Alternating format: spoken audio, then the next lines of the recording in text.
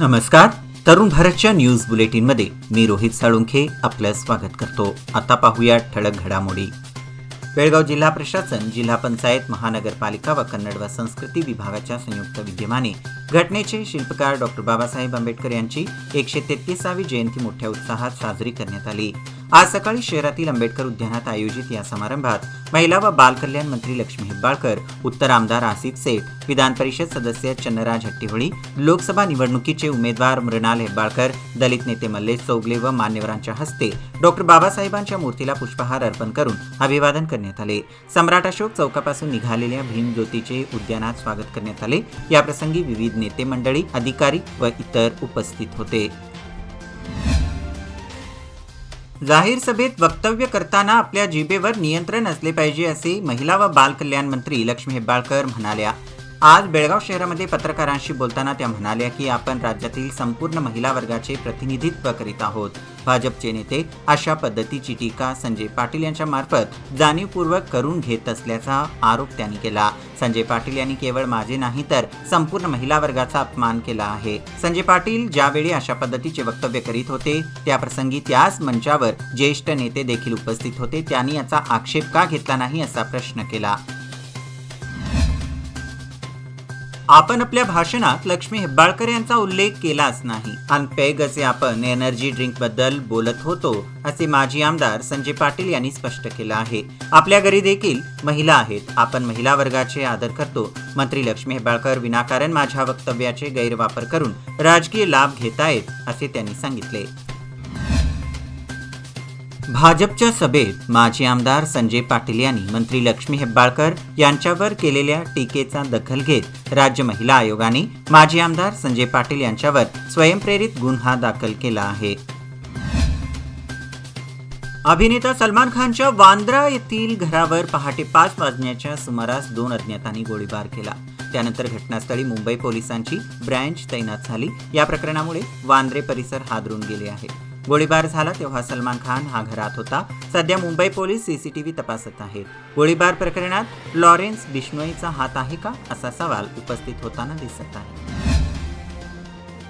कन्नड चित्रपट क्षेत्रातील प्रसिद्ध निर्माता सौंदर्य जगदीश यांनी रविवारी सकाळी बेंगळुरू येथील महालक्ष्मी लेआउटमध्ये आत्महत्या केली आहे. आर्थिक कारणामुळे त्यांनी आत्महत्या केल्याचे सांगण्यात येत आहे. राजाजीनगरच्या सुगुन रुग्णालयात मृतदेह ठेवण्यात आला आहे. सौंदर्य जगदीश यांनी गळफास लावून आत्महत्येचा प्रयत्न केले असता त्यांच्या कुटुंबियांनी त्यांना तातडीने स्थानिक सुगुन रुग्णालयात दाखल केले. मात्र तत्पूर्वी त्यांचा मृत्यू झाला होता. त्यांनी अप्पू पप्पू, स्नेहितरू यासारख्या अनेक चित्रपटांची निर्मिती केली होती. बेंगळुरूमधील जेटलॉक पबचे मालक असलेले जगदीश बिल्डरही होते.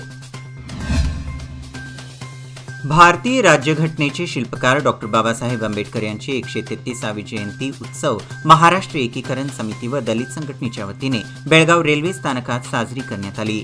महाराष्ट्र एकीकरण समितीचे नेते रमाकांत कोंडुस्कर, लोकसभा निवडणुकीचे उमेदवार महादेव पाटील व मान्यवरांनी डॉक्टर बाबासाहेब आंबेडकर तसेच छत्रपती शिवाजी महाराज यांच्या शिल्प कलाकृतीला पुष्पहार अर्पण करून अभिवादन केले.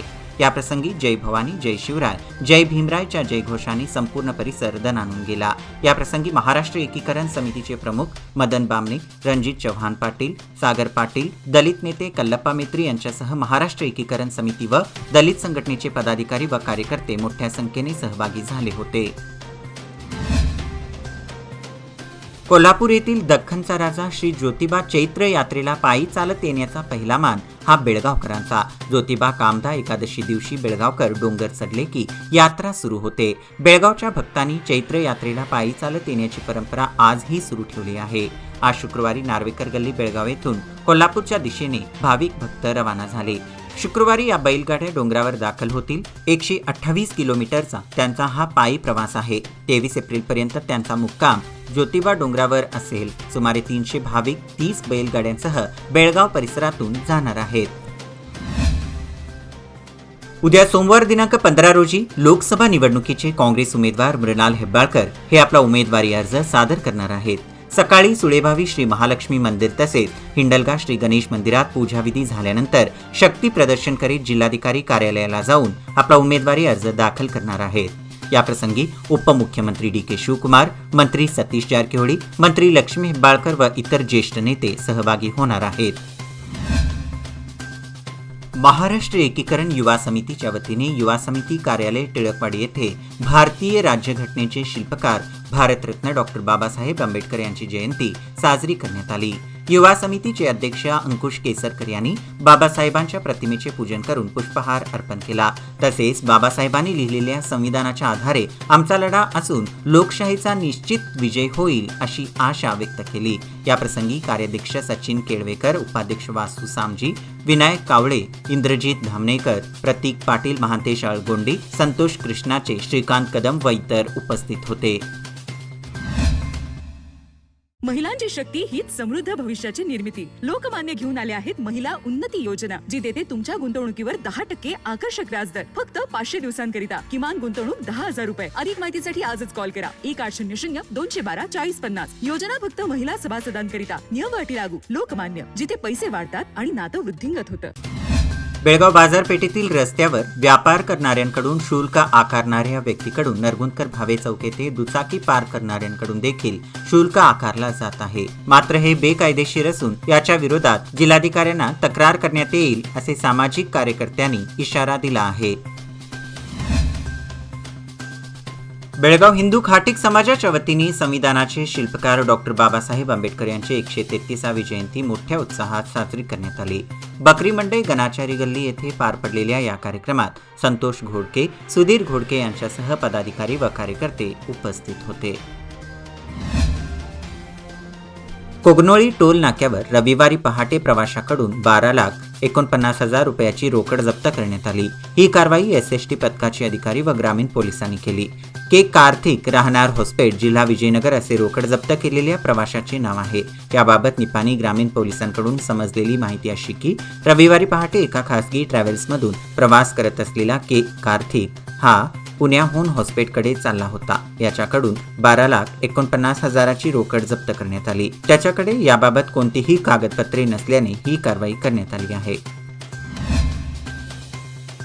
निवडणूक प्रक्रिया निष्पक्षपातीपणे व न्याय पद्धतीने पार पाडण्यासाठी निवडणुकीसाठी करण्यात येणाऱ्या खर्चावर लेखा निरीक्षण ठेवणे अत्यंत आवश्यक आहे। भयमुक्त वातावरण निवडणुका पार पाडण्यासाठी सर्व अधिकाऱ्यांनी आपापल्या जबाबदाऱ्या व्यवस्थित पार पाडाव्यात।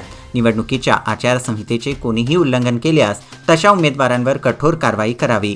तसेच त्यांच्या लेखा खर्चावर लक्ष ठेवावे असे आवाहन चिकोडी लोकसभा मतदारसंघासाठी नियुक्त करण्यात आलेल्या लेखा निरीक्षक एन मोहन कृष्णा तसेच अंकित कुमार यांनी केले।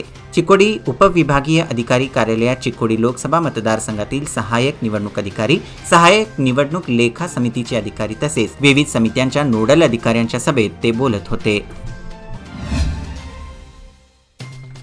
या लोकसभा निवडणुकीत आदर्श आचारसंहिता लागू करण्यात आली आहे। राजकीय पक्ष व राजकीय पक्षांच्या उमेदवारांसाठी करपत्रे, फलके, पोस्टर यांचे मुद्रण करून देताना त्यावर मुद्रक, प्रकाशक तसेच मुद्रण संख्या नोंदवण्यात यावी अशी सूचना चिकोडी लोकसभा मतदारसंघाचे निवडणूक अधिकारी तसेच जिल्हा पंचायतीचे मुख्य कार्यकारी अधिकारी राहुल शिंदे यांनी केली। लोकसभा निवडणुकीच्या पार्श्वभूमीवर चिकोडी उपविभागीय अधिकारी कार्यालयाच्या सभागृहामध्ये आयोजित प्रिंटिंग प्रेस मालकांच्या तसेच प्रतिनिधींच्या सभेत अध्यक्षस्थानावरून ते बोलत होते। संकेश्वर येथील पिंजार गल्लीत बंद घराचे कुलूप तोडून सोने चांदीचे दागिने असा 1,50,000 रुपयांचा ऐवज अज्ञात चोरट्यांनी लांबविला आहे। या घटनेने संकेश्वर शहर परिसरात भीतीचे वातावरण निर्माण झाले आहे। या घटनेची नोंद संकेश्वर पोलिसात झाली आहे। वाडी रत्नागिरी येथील श्री ज्योतिबाच्या डोंगरावर प्रकट दिन सोहळा मोठ्या उत्साहात पार पडला। दंडस्नान, दीपोत्सव, घंटापूजन, ध्वजारोहण अशा विविध प्रकारे विविध धार्मिक कार्यक्रमांचे आयोजन करण्यात आले होते। कोल्हापूर जिल्हाधिकारी अमोल येडगे यांनीही सपत्नीक श्री ज्योतिबाचे दर्शन घेतले। दुपारी आयोजित महाप्रसादाचे अनेक भाविकांनी लाभ घेतला। याबरोबरच हे बुलेटिन इथेच संपलं। अधिक माहिती आणि ताज्या घडामोडींकरिता पाहत रहा तरुण भारत न्यूज चॅनल। तसेच आमच्या चॅनलला लाईक करा, शेअर करा आणि सबस्क्राईब करायला विसरू नका। आणि विश्वासार्ह बातम्यांसाठी दररोज सकाळी वाचा दैनिक तरुण भारत। धन्यवाद।